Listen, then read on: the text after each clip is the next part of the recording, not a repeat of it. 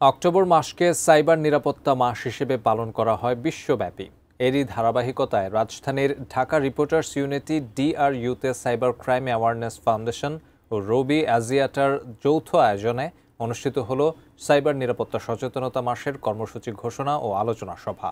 অনুষ্ঠানে বক্তারা বলেন, প্রযুক্তি জীবনকে সহজ করেছে ঠিকই, তবে একই সঙ্গে বেড়ে চলেছে সাইবার অপরাধের ঝুঁকিও। ব্যাংকিং, ই কমার্স থেকে শুরু করে ব্যক্তিগত সামাজিক যোগাযোগ মাধ্যম সবখানেই প্রতিদিন ঘটছে নানা ধরনের সাইবার হামলা। নিরাপদে ইন্টারনেট ব্যবহার করা সহ সাইবার জালিয়াতি থেকে রক্ষার বিষয়ে সচেতন হওয়ার পরামর্শ দেন আলোচকরা। বিশেষত অনলাইনে ব্যক্তিগত তথ্য গোপন রাখা, শক্তিশালী পাসওয়ার্ড ব্যবহার করা এবং সন্দেহজনক লিঙ্ক বা মেসেজ এড়িয়ে চলার পাশাপাশি কৃত্রিম বুদ্ধিমত্তার উপর জোর দেওয়া হয়। আয়োজকরা জানান, অক্টোবর মাস জুড়ে সাইবার নিরাপত্তা নিয়ে নানা ধরনের কর্মসূচি হাতে নেওয়া হয়েছে।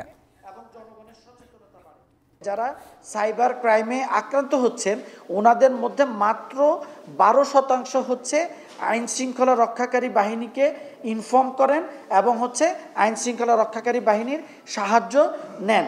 তার মানে আমাদের মধ্যে আইন যে আমাদেরকে প্রোটেক্ট করতেছে, নাগরিকদেরকে প্রোটেক্ট করছে, সেই জন্য যে আইন আছে, সাইবার সিকিউরিটি অর্ডিন্যান্স আছে, এই ব্যাপারে আমাদের জনগণের মধ্যে সচেতনতাটা খুবই কম।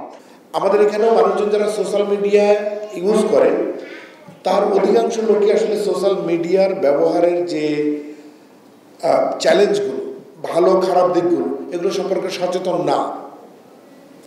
যে কারণে আমাদের দেশে একটা ভিডিও বা একটা অডিও ছড়ায় গেলে আপনি কতজনের কাছে প্রচার করবেন যে এটা আসলে যে ফেক, এটা বোঝানোটা একটা জটিল পর্যায়ে চলে যায়।